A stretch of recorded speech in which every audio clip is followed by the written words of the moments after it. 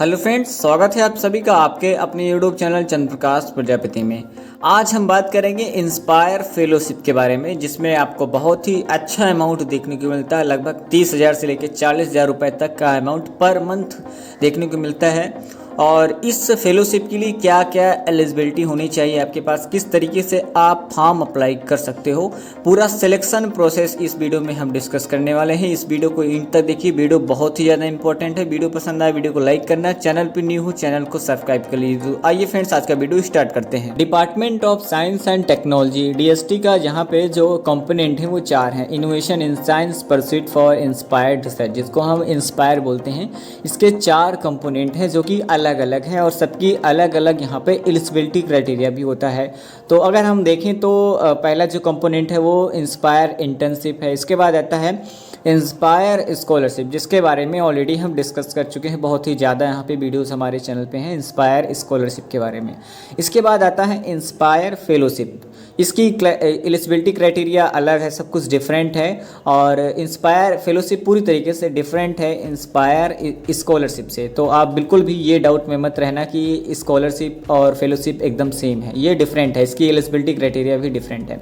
इसके बाद आता है चौथे नंबर पर इंस्पायर फैकल्टी फेलोशिप में।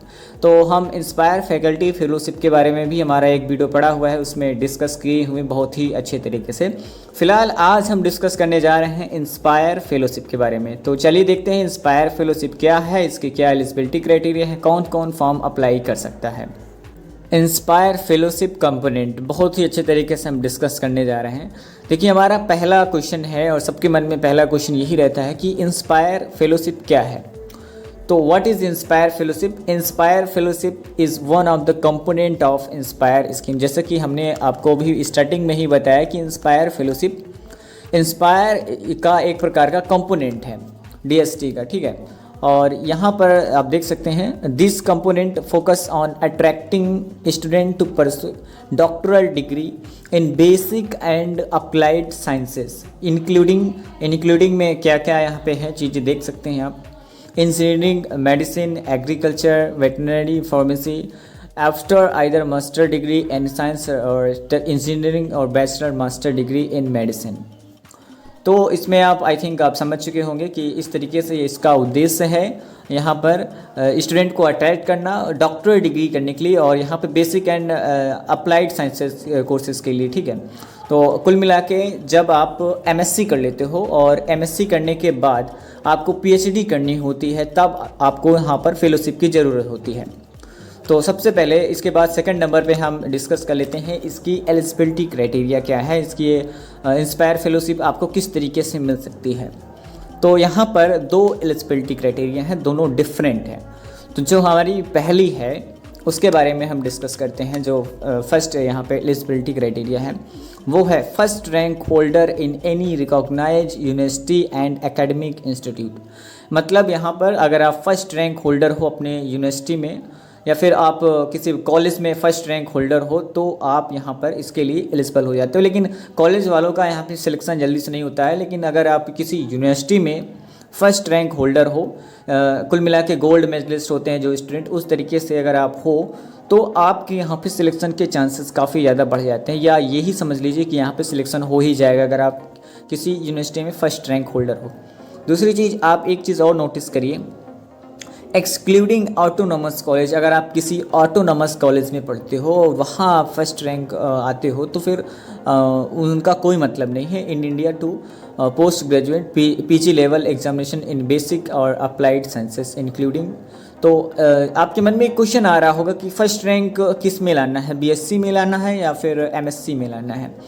तो जो भी आप BSc हो या फिर MSc हो, मैं सेपरेट अलग अलग ले रहा हूँ। कुल मिला के अब मैं आपको PG बोलता हूँ, पोस्ट ग्रेजुएट। तो आपको यहाँ पर पोस्ट ग्रेजुएट में आपको फर्स्ट रैंक लानी है। मतलब कहने का है MSc में आपको यहाँ पे फर्स्ट रैंक होल्डर आपका होना चाहिए। और जो सब्जेक्ट होने चाहिए basic and applied sciences including engineering, pharmacy, agriculture, यहाँ पे भी आ जाता है science, agriculture science and veterinary science. First rank holder at the graduate और post graduate level examination in medicine only conducted by a university institute in India are eligible to apply First rank should be obtained in university in basic or applied science subject courses program having batch size of minimum 7 student with minimum aggregate of 70% CG or CGPA equivalent for the entry courses program। एक चीज़ आपको ये ध्यान में रखनी है कि जिस भी आप यूनिवर्सिटी में पढ़ रहे हो वहाँ पर एटलीस्ट 7 स्टूडेंट होने चाहिए, मतलब 7 लड़के, मतलब जो भी है 7 स्टूडेंट होने चाहिए आपकी क्लास में, मतलब पूरे कॉलेज में जहाँ पे भी आपने फर्स्ट रैंक टॉप किया है जिस भी अपने यूनिवर्सिटी में, वहाँ पर 7 स्टूडेंट होने चाहिए, जो कि हर जगह रहता है ये, लेकिन उन्होंने उनकी एक एलिजिबिलिटी है तो उन्होंने लिखा हुआ है। दूसरी चीज़ है कि फर्स्ट रैंक होने के साथ साथ जो आपके पीजी में परसेंटेज है एमएससी का वो आपका यहाँ पर 70% प्लस होना चाहिए, 70% से अधिक होना चाहिए। तो ये रही हमारी first eligibility criteria. I hope आप इसको समझ पाए हों। अगर आपको थोड़ा सा दिक्कत आती है, प्रॉब्लम आती है, तो आप थोड़ा सा वीडियो को बैक करके फिर से देख लें तो आपको बेहतर समझ में आ जाएगा। फिर भी अगर कोई प्रॉब्लम होती है तो आप कमेंट करके ज़रूर बताना। अब हम डिस्कस कर लेते हैं सेकेंड एलिजिबिलिटी क्राइटेरिया के बारे में कि हमारा सेकेंड क्या है। सेकेंड जो एलिजिबिलिटी क्राइटेरिया है वो बहुत ही सिंपल है, बहुत ही आसान है और इसका सिलेक्शन भी आसानी से हो जाता है। जो सेकंड पे है वो है इंस्पायर स्कॉलर्स। सपोज कुछ स्टूडेंट ऐसे होते हैं जो इंस्पायर स्कॉलरशिप ले रहे होते हैं, जो भी या फिर पहले लिए हों, उनके लिए यहाँ पर इंस्पायर फेलोशिप में मिलने के चांसेस काफ़ी ज़्यादा बढ़ जाते हैं। जैसे कि मैंने अभी यहाँ पर दिखाया फर्स्ट वाला, तो जो हमने फर्स्ट दिखाया इसमें इंस्पायर स्कॉलरशिप होल्डर मैंडेटरी नहीं है, मतलब अगर आप इंस्पायर स्कॉलरशिप होल्डर नहीं हो तो आपको इतनी सारी यहाँ पे एलिजिबिलिटी आपके पास होनी चाहिए, जैसे कि फर्स्ट रैंक होल्डर हो गया, सारी चीज़ें होनी चाहिए। लेकिन अगर आप इंस्पायर स्कॉलरशिप होल्डर हो, इंस्पायर स्कॉलरशिप हो, तो यहाँ पर आपको सिर्फ और सिर्फ 70% मार्क्स लाने हैं, 70% मार्क्स एमएससी में लाने हैं या फिर सीजीपीए में यहाँ इसके इक्वल मार्क्स आपको लाने हैं इन एग्रीगेट एट एमएससी और इंटीग्रेटेड एमएस या एमएससी। ठीक है, इसमें कुछ चीज़ें और लिखी हुई हैं, इसको हम अच्छे से पढ़ लेते हैं। Student who are first rank holder in college including autonomous college examination have obtained degree through distance education mode and first rank holder in any specialization at MSc second year or last year are not eligible for the offer of Inspire Fellowship. The fellowship will be offered based on competitive basis to maximum number of 1000 fellowship annually. तो यहाँ पर एक चीज़ आप ध्यान दीजिए कि जो भी स्टूडेंट यहाँ पर मैं आपको फिर से दिखा देता हूँ, जो फर्स्ट में दिखाया मैंने तो वो तो फर्स्ट एलिजिबिलिटी क्राइटेरिया तो डिफरेंट था। यहाँ पे और करके अथवा करके जो सेकंड पे लिखी है इसमें कुछ कंडीशंस भी हैं। अगर आप एक इंस्पायर स्कॉलरशिप होल्डर भी हो तो यहाँ पे कुछ कंडीशन भी लिखी हुई हैं। सपोज ऐसा भी हो सकता है कि आप एक इंस्पायर स्कॉलरशिप होल्डर हो और साथ ही साथ आप किसी ऑटोनॉमस कॉलेज में फर्स्ट रैंक आपने ले आई हो या फिर किसी डिस्टेंस एजुकेशन मोड से आपने कोई रैंक हासिल की हो, तो वो यहाँ पर मान्य नहीं होगी। आप इस बात को समझ लीजिए। और दूसरी चीज़, अगर आप किसी ऑटोनॉमस कॉलेज में पढ़ रहे हो तो फिर आप यहाँ पर फेलोशिप का लाभ नहीं ले सकते हो, इसका बेनिफिट लाभ नहीं ले सकते हो। और यहाँ पर जो टोटल आप देख सकते हो सिर्फ 1000 लोगों के लिए ही फेलोशिप यहाँ पे दी जाती है। क्वेश्चन नंबर 3 यहाँ पे हमारे पास है, when can we apply for inspire fellowship. हम इंस्पायर फेलोशिप का फॉर्म कब अप्लाई कर सकते हैं? तो जैसे कि आप देख सकते हैं, call for inspire fellowship application is announced during 3rd-4th quarter of each financial year. Application तो यहाँ पर जो 3rd और 4th होता है, एक आपका फाइनेंशियल ईयर होता है, कुल मिला के मार्च अप्रैल में ये फॉर्म आते हैं। तो अभी जिस टाइम ये वीडियो अब हम बना रहे हैं या अपलोड होगा तो ये जो मंथ चल रहा है ये है सितंबर 2022। तो इसका जो फॉर्म आएंगे वो 2023 में ही आप समझिए, या फिर अगर पहले आते हैं तो हम ज़रूर आपको इन्फॉर्म करेंगे, इसलिए चैनल को ज़रूर सब्सक्राइब करके रखना। तो अगला क्वेश्चन हमारे पास है, how should I apply for inspire fellowship. हम इंस्पायर फेलोशिप का फॉर्म कैसे अप्लाई कर सकते हैं? तो इसके लिए यहाँ पे एप्लीकेशन आते हैं, एक एडवर्टाइजमेंट जारी होता है ये इसी वेबसाइट पे www.online-inspire.gov.in। इस वेबसाइट के माध्यम से आप अपना फॉर्म अप्लाई कर सकते हैं।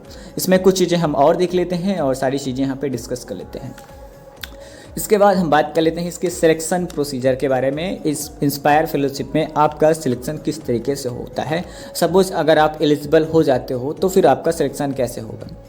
देखिए, एलिजिबल होना ही सिलेक्शन नहीं है, फाइनल सिलेक्शन नहीं है।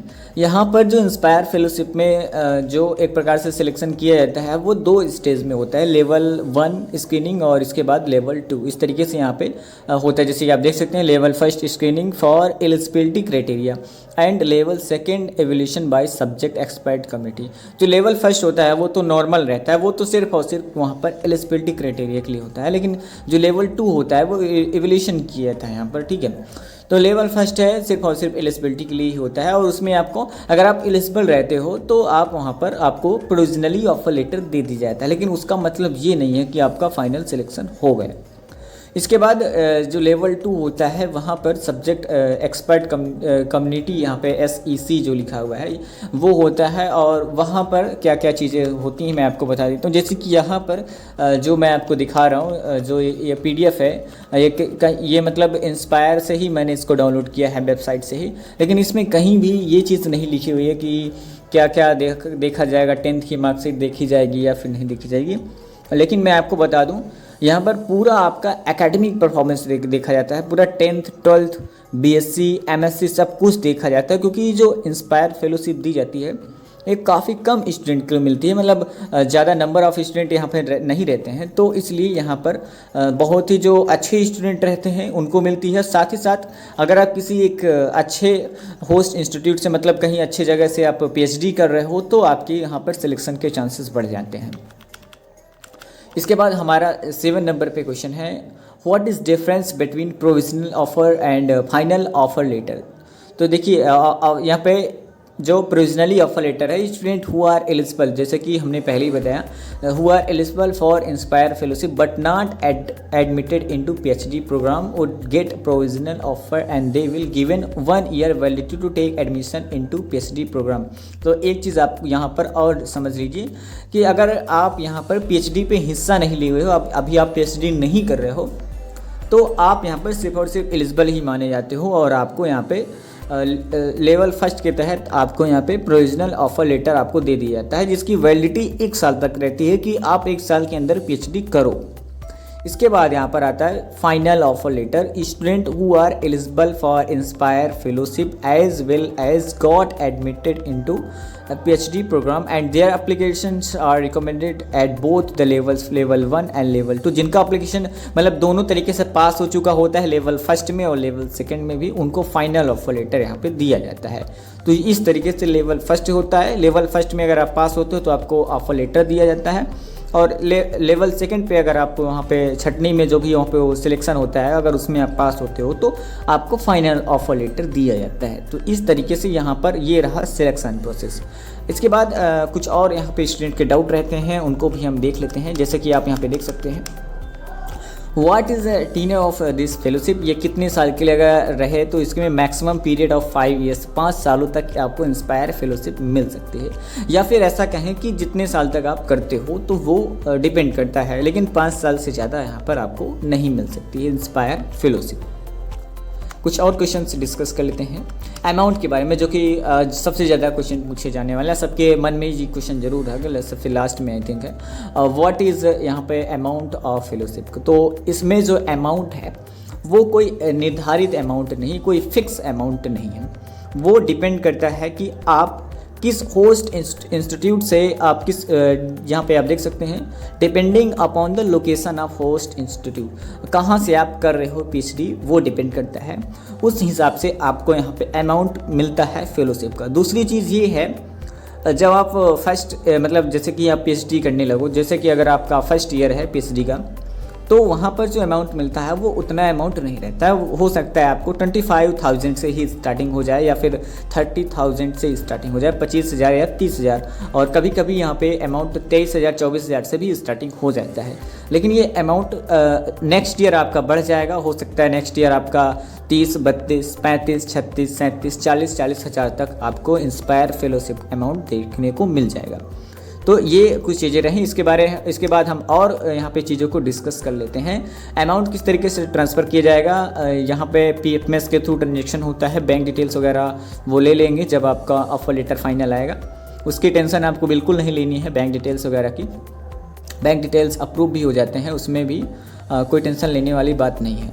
एक क्वेश्चन के बारे में और डिस्कस कर लेते हैं। आपके मन में शायद चल रहा होगा कि इंस्पायर फेलोशिप लेने के लिए कोई नेट या फिर नेट जेआरएफ का एग्ज़ाम देना पड़ेगा क्या? तो ऐसा बिल्कुल नहीं है।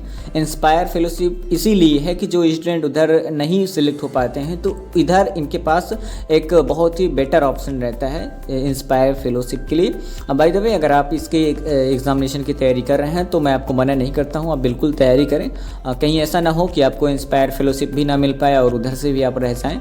और दूसरी चीज़, एक चीज़ और बता दूँ, आप दो फेलोशिप एक साथ नहीं ले सकते हो।